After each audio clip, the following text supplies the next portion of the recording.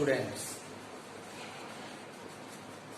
चलिए आज हम नए अभ्यास की ओर बढ़ते हैं, नए वीडियो की ओर आते हैं।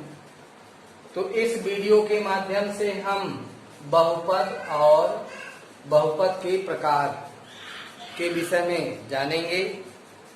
तो वीडियो स्टार्ट करने से पहले सर्वप्रथम मैं आप सबसे गुजारिश करूंगा कि वीडियो को लाइक जरूर करें, शेयर करें और सब्सक्राइब भी करें। सब्सक्राइब करने के बाद बेल आइकन जरूर दबाएं, जिससे आपको नई वीडियो की नोटिफिकेशन मिलती रहे। तो इस टॉपिक पर हम चर्चा करेंगे बहुपद और बहुपद के प्रकार। बीजीय व्यंजकों का समूह। अब बीजीय व्यंजक होते क्या हैं? राशियां दो तरह की होती हैं, चर राशि, अचर राशि। चर राशि वे राशियां हैं जो समय के अनुसार, क्वेश्चन के अनुसार मान उनका बदलता रहता है। यानी चर राशियां ऐसी राशियां होती हैं जो क्वेश्चन दर क्वेश्चन उनके मान बदलते रहते हैं। जैसे कि यक्स का मान किसी क्वेश्चन के लिए 2 हो सकता है, यक्स का मान किसी क्वेश्चन में 3 हो सकता है। तो इस तरह से हम कह सकते हैं चर राशियां वे राशियां हैं जिनका मान क्वेश्चन दर क्वेश्चन बदलता रहता है। अब अचर राशियां क्या हैं? अचर राशियां वे राशियां हैं जो किसी भी क्वेश्चन के लिए नहीं बदलती हैं, जिनका मान सदैव नियत रहता है। अर्थात 2 का मान सदैव किसी भी क्वेश्चन के लिए 2 ही रहेगा। 3 का मान सदैव किसी भी क्वेश्चन के लिए 3 ही रहेगा। अर्थात चर राशि, अचर राशि, ये तो क्लियर हो गया। तो चर राशियों का यानी X Y Z P Q R A B C D जितने भी अल्फाबेट हैं, अल्फाबेट के द्वारा जब हम गणितीय समस्याओं को हल करने की कोशिश या निरूपित करने की कोशिश करते हैं, तो वे सभी बीजीय व्यंजक कहलाते हैं। ए टू जेड, ए से जेड तक सभी ये बीजीय व्यंजक हैं। तो इतना तो क्लियर हो गया कि बीजीय व्यंजक क्या है। अब बीजीय व्यंजकों का समूह जिसमें गणितीय संक्रियाओं का प्रयोग हो, ऐसे समूहों को हम बीजीय व्यंजक समूह कहते हैं। तो बीजीय व्यंजक समूह जिनमें घात होल नंबर यानी पूर्णांक समूह पूर्णांक संख्या के रूप में हो, तो ऐसे बीजीय व्यंजक जो कहलाते हैं बहुपद कहलाते हैं।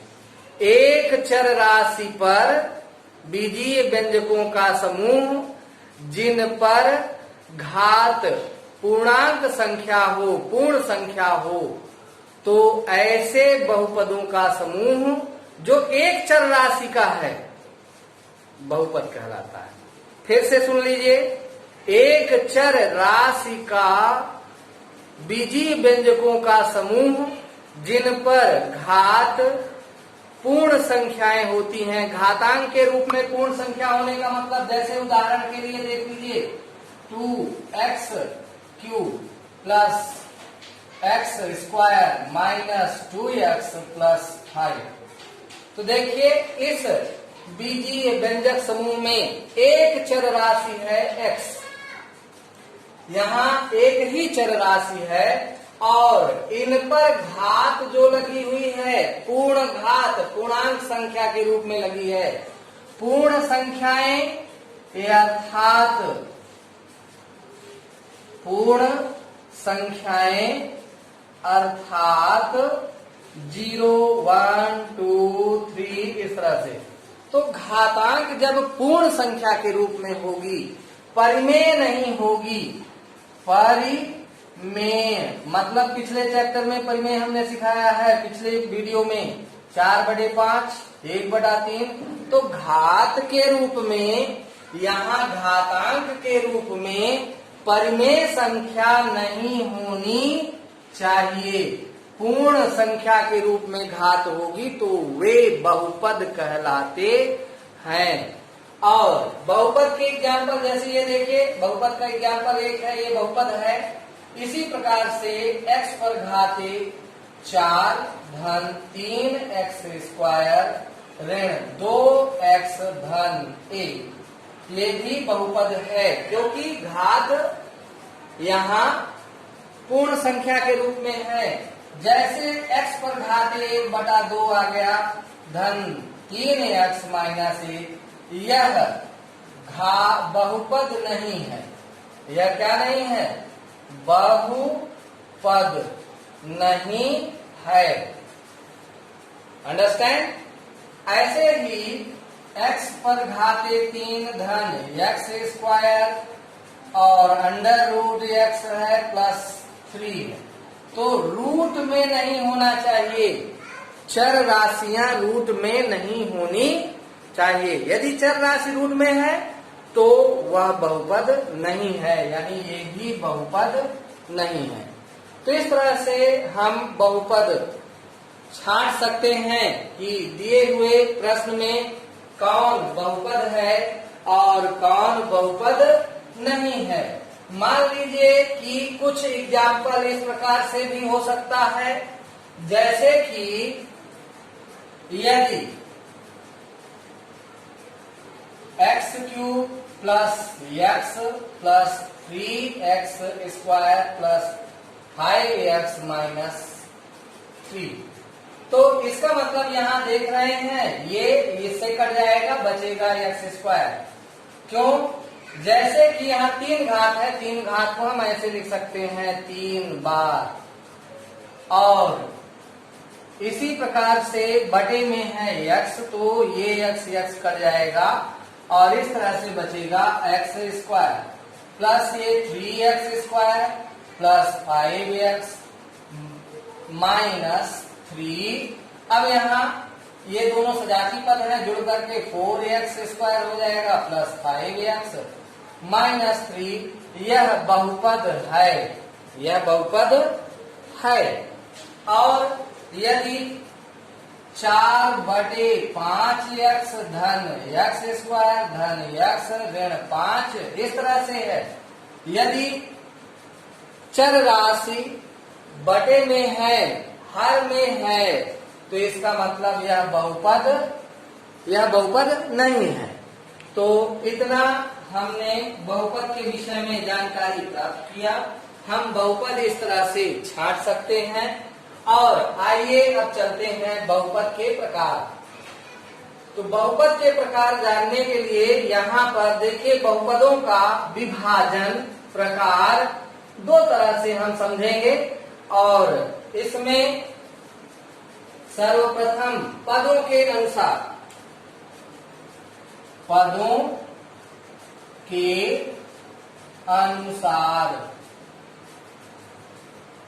के अनुसार बहुपद हमारे पास यहाँ पर एक पदीय बहुपद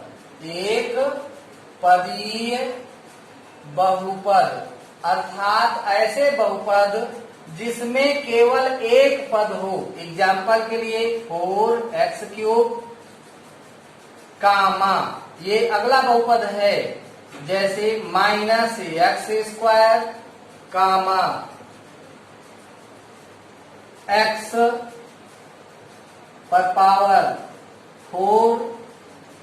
इस तरह से जितने भी पद हैं जिसमें सिंगल एक पद हो, वह है क्या? एक पदीय बहुपद। यानी जिस ऐसे बहुपद जिनमें एक ही पद हो, ऐसे बहुपद कहलाते हैं एक पदीय बहुपद।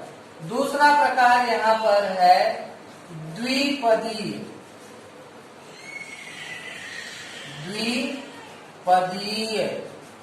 बहुपद अब द्विपदी बहुपद अर्थात जिसमें दो पद हो, दो पद होने का मतलब इस तरह से 4x माइनस 5 हो सकता है, x स्क्वायर माइनस 4 हो सकता है, या x क्यूब प्लस 1, इस तरह से। देखिए बीच में प्लस लगा, माइनस लगा है, तो ये पहला पद, ये दूसरा पद, दो पद हो गए। अर्थात द्विपदीय बहुपद में दो पद होते हैं। कितने पद होते हैं? दो पद। अब इसी तरह से तीसरा जो प्रकार है वो है त्रिपदीय, त्रिपदीय बहुपद। त्रिपदीय बहुपद में यहाँ तीन पद होंगे, यानी ऐसे बहुपद जिसमें तीन पद होंगे, जैसे x स्क्वायर धन 3x माइनस 2, या और भी एग्जाम्पल हो सकते हैं 4x square plus x minus 1। ऐसे ही इसमें कितने पद हैं? त्रिपद हैं। और त्रिपद से अधिक यदि हम देखते हैं तो चाहे 5 पद हो चाहे 6 पद हो, उनकी गिनती हम बहुपद में कर लेते हैं। अर्थात यहाँ पर जैसे x पर power 3 plus x square minus x plus 5, या x पर power 6 plus x cube plus 3x minus 3x square minus plus x minus 6। इस तरह से हम ये देख रहे हैं कि पदों के आधार पर, पदों के अनुसार एक पदीय बहुपद होते हैं, द्विपदी बहुपद होते हैं, त्रिपदी बहुपद होते हैं, और तीन पद से अधिक पद होने पर ऐसे बहुपद को बहुपद के अंतर्गत ही रखते हैं। तो चलिए एक प्रकार से हमने विभाजन यहाँ पर सीख लिया है। अब हम दूसरे प्रकार से बहुपदों का विभाजन जानने की कोशिश करते हैं।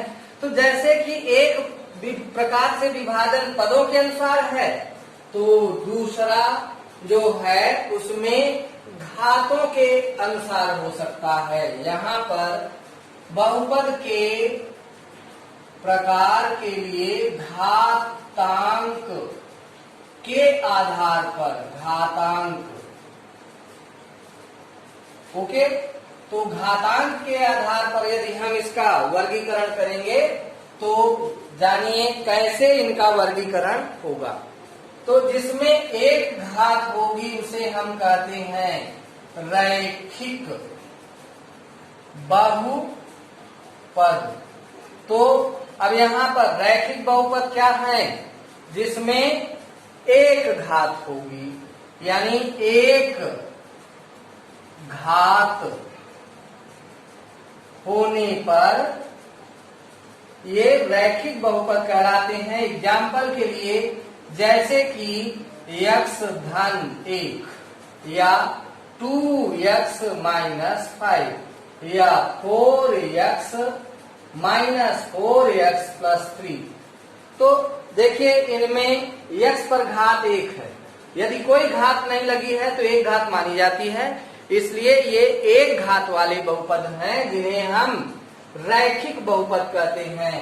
तो चलिए दूसरे प्रकार का विभाजन, इसमें हम पढ़ेंगे द्विघातीय, द्विघातीय बहुपद। तो द्विघाती बहुपद में यहाँ दो घात वाले ऐसे बहुपद जिसमें कितनी घात लगी हो? दो घात, दो घात वाले बहुपद। जैसे कि एग्जाम्पल के लिए x स्क्वायर, इसमें देखिए दो घात है, मैक्सिमम दो घात वाले बहुपद ये द्विघाती कहलाते हैं, यानी सबसे अधिक घात दो होनी चाहिए, उससे ज्यादा या उससे कम नहीं। ऐसे ही एग्जाम्पल के लिए हम और भी लिख सकते हैं 4x square plus 5x plus 5। तो ये दोनों प्रकार के एग्जाम्पल में, दोनों एग्जाम्पल में दो घात ही है। तो दो घात होने पर ये कैसे बहुपद होते हैं? दो द्विघातीय। ऐसे ही तीसरा प्रकार त्रिघातीय बहुपद। अब त्रिघाती बहुपद अर्थात जिसमें 3 घात हो, मैक्सिमम कितनी बड़ी घात हो, 3 घात। तो यहाँ पर 4x³ minus 3x² plus x plus 5, ऐसे एग्जाम्पल जिसमें सबसे अधिक घात 3 है।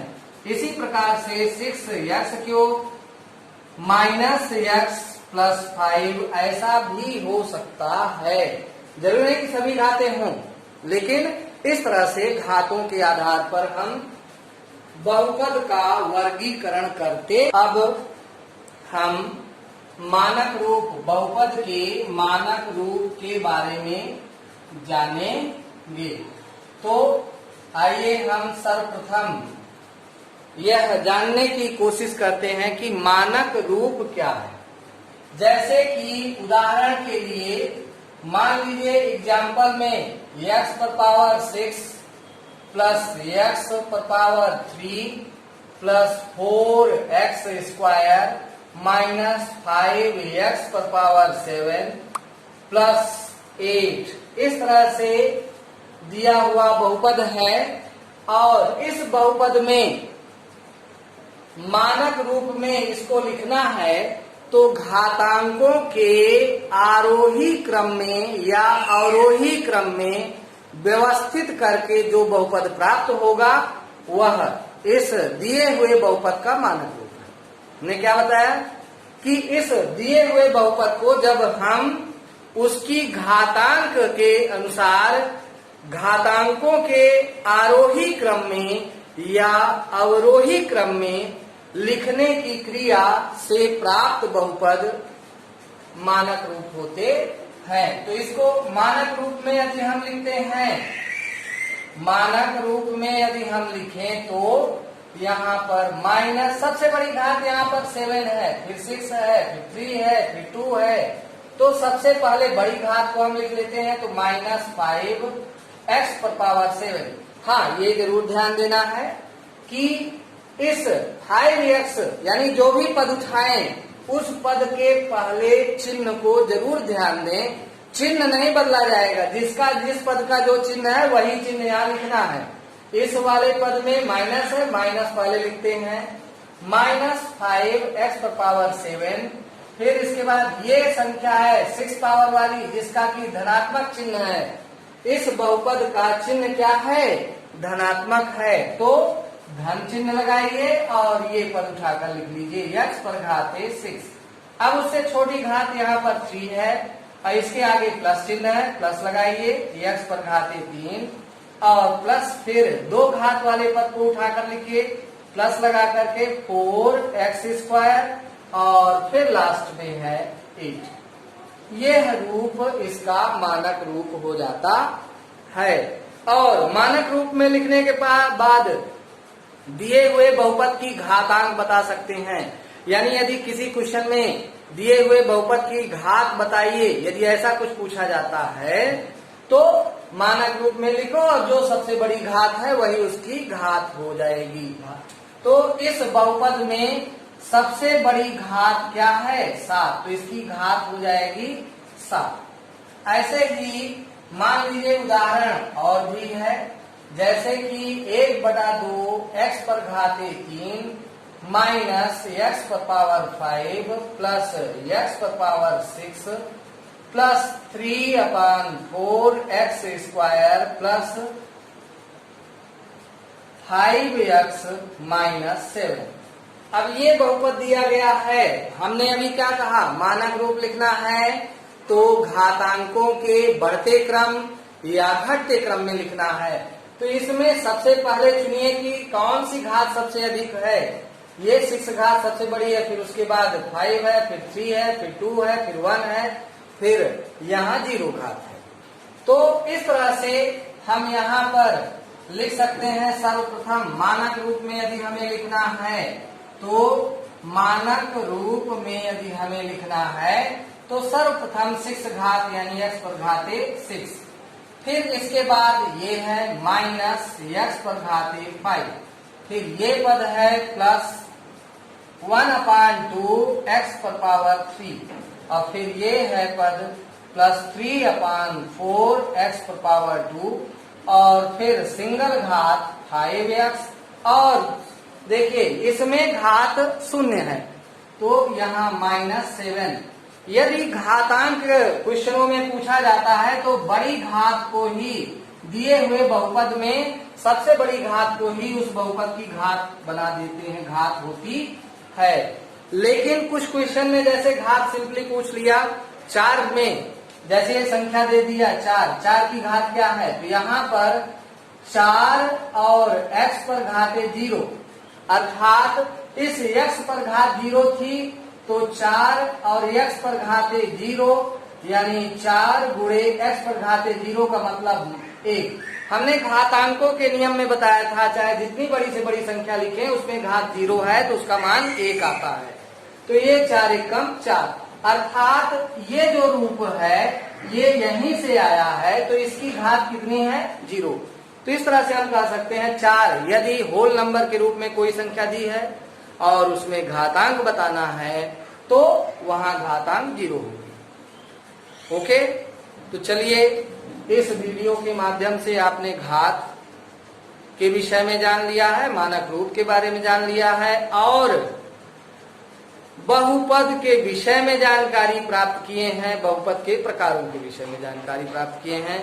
यह वीडियो आपके लिए यदि लाभप्रद है तो कृपया लाइक करें, शेयर करें, कमेंट करें, सब्सक्राइब भी करें और भी अपने मित्रों को, अपने रिश्तेदारों को, जानकारों को भी मोटिवेट करिए कि वीडियो को सब्सक्राइब करें और हमारे चैनल के साथ जुड़कर अपने एजुकेशन को आगे बढ़ाएं। धन्यवाद।